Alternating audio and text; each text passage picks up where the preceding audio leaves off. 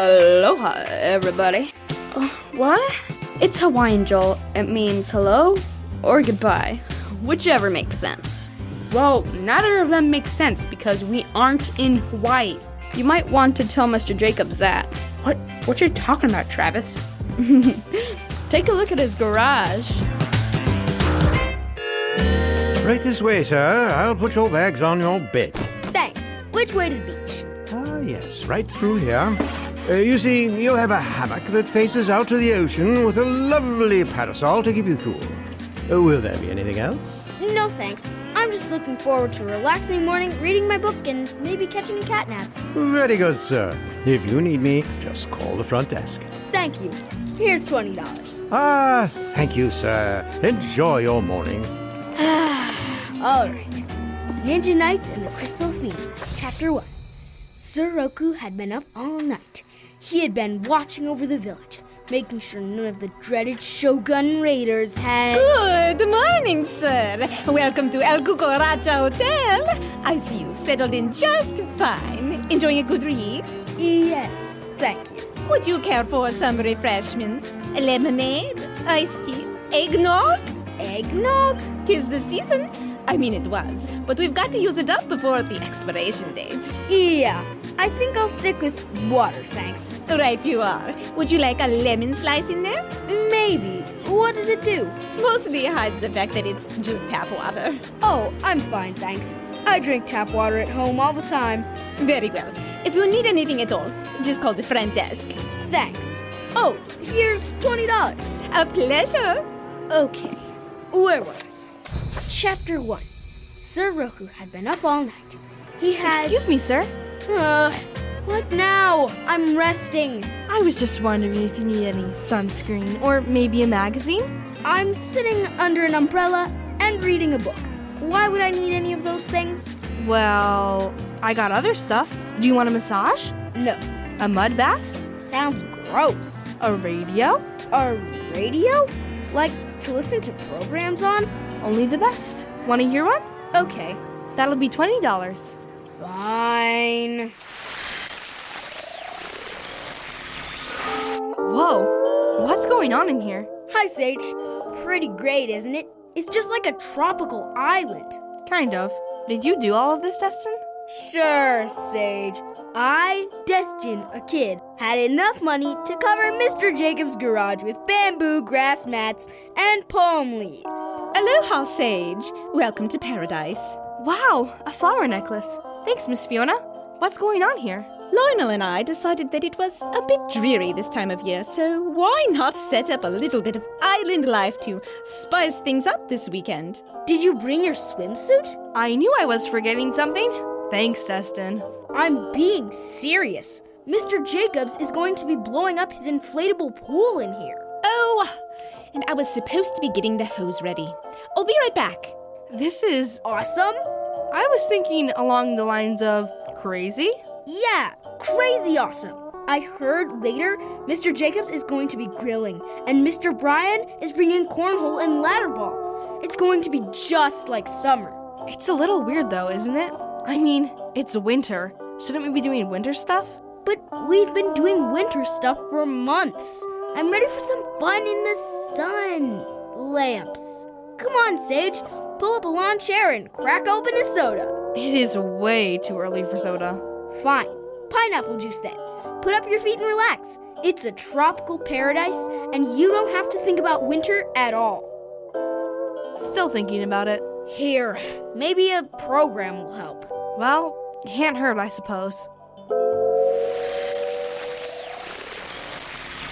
And that should do it. What do you think, kids? Okay, I know I was a little stuffy earlier, but I have to admit, this whole tropical island setup has won me over. This is great, Mr. Jacobs. Just wait till we get the kebabs cooking for lunch. Oh, that reminds me, Lionel. I have some pepper poppers in my fridge back home. Do you want me to go get them now, or shall I wait? I think we're fine right now, Fiona. We've been working all morning. Time to kick back for a little bit. But there's still a frightful lot to do before Brian gets here. And did you hear back from your sister? Was she and her husband still planning on coming by? We still have plenty of time. Relax. That's the whole point of this party. You're right, of course. Here, Miss Fiona, have a glass of orange juice. Thank you, Destin. It is rather lovely in here, I do say. Yeah, I wish I lived on a tropical island. No winter and snow. Just relaxing all the time. That does sound like fun, but without winter, the plants around here wouldn't get their rest. That's true. God made trees and bushes so that they would drop their leaves and stop growing in the colder months. Then, when it gets warm again, they grow new leaves and get back to growing fruit and flowers for all of us to enjoy. Wow, now I feel bad for the plants that live in warmer places. They don't get to rest at all. Is that true, Mr. Jacobs? You know, I'm not sure, Destin. You? Not sure about something? I know, shocking, right? I guess we'll have to look it up, Destin. It's a good question. And though I could be wrong, I'm sure they rest sometimes. God loves his creation and has shown that resting is important. In fact, when he made everything in the beginning, he even took the time to rest afterward. Wait, God was tired? Not quite, Destin. He simply took time off. In a way, he was showing us how important that was. And later in the Bible, he made it a law that on the 7th day of the week, his people should not do any work, but instead keep it as a holy day. So that's why we go to church on Sunday. It's a holy day. Pretty much. Though for a long time, for the church and for the Hebrew nation, the holy day was on Saturdays, which is a big part of why we have both days off from school and work. So we get 2 days off. That's a win if I ever heard one. I mean, it's great, but how do we keep a day holy? If that's a thing God made into a law, it might be a good idea to know what it means. Good point. I might have a script that talks about how to rest in a holy way. I'll be right back. I wonder if it's going to be tropical themed. I'm sure it will be fun, whatever it is. Shall we listen to the radio while we wait for him? Yeah. And now, from the garage of Lionel Jacobs comes the delightful drama, Martha and Mary, an adept at retelling of a biblical story. Once upon a time, in the land of Israel, there lived two sisters and their brother, Martha, Hello. Mary, That's me. and Lazarus. Nice to meet you. These siblings all lived together in the town of Bethany, and they were very kind and hardworking people. Martha, did you hear the news? What is it, Mary? I was about to start dinner. It's Jesus. He's coming. Really? Well, that's wonderful. It's been so long since the teacher came this way. Let me get out my calendar. Would that be the 6th? That's the same day as my hair appointment, but I might be able to get Hannah to move me up in her schedule. No, I mean, I'm sure you can, but he's not coming the 6th. Good, because I just remembered that's the night of the tambourine concert and I'd be out of the house. When is he getting here then?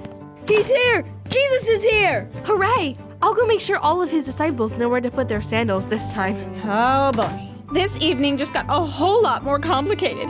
I guess I'll be quadrupling the recipe. Yeah, that's probably a good idea. I don't think Jesus is going to do the fishes and loaves thing again tonight. And so the family got things all set for the guest of honor and his followers. When the guests were all settled, Jesus started to teach. Mary and Lazarus sat listening closely, but back in the kitchen, Martha was working super hard. All of these people need to eat, and they're relying on us to be good hosts. Oh, so much food to make in so little time. Where is Mary? She should be helping me. Mary! Mary! Hey! Over here, Martha. You should really listen to what Jesus has to say. It's wonderful. I can get you a chair if you want. You look pretty tired. No, I don't want a chair. I want Mary to help me. Lord, can you make Mary help me with all of this work? It's not fair that she leaves it all for me to do. Martha, relax. You are so worried about so many things. But there's actually only one thing that's important. Spend time with me, like your sister is. Everything will be okay. All right. Hey, Lazarus, could you do me a favor and turn off the oven? I'm on it. The moral is pretty obvious, really. Sometimes we get so worried about serving God that we don't make the time to stop and listen to what He is trying to tell us. He wants to spend time with you, and though giving all you have to Him is good, spending time with Him is just as, or even more, important. It's about time I started up the grill, I think. That sounds like a good idea. Want any help? No, it'll only take a second. Food. Soon, Destin. Soon. Miss Fiona, I have a question about this whole keeping our weekends holy thing. Oh, yes? Yeah, I was thinking about it, and I was just wondering how serious God was about it. I mean, there's a lot of stuff that goes on a Sunday, and even more on a Saturday. How are we supposed to rest with all of that going on? God was very serious about it. In fact, in the Old Testament, people were put to death if they decided to work on God's day. Death? Like, executed? That's right. It was treated as a pretty big crime back then. God knew that people have a tendency to work themselves to death, so he made the punishment so strong that people would pay attention. But we don't do that anymore, right? Not to my knowledge, Destin. But why? Did God think it wasn't important anymore or something? He didn't change his mind, but the way the church works is different than the Hebrew laws. For instance, their law is to not work on Saturday, but in verses like Romans 14:5, God tells us that it doesn't matter what day of the week we rest on, be that Saturday, Sunday, or Wednesday, as long as we are obeying God and taking a day to rest and be with him. That's the important thing. I'm back. What did I miss? We were just discussing how some people practice their day of rest on different days of the week. Yes. I know a pastor who spends his day on Friday. Really?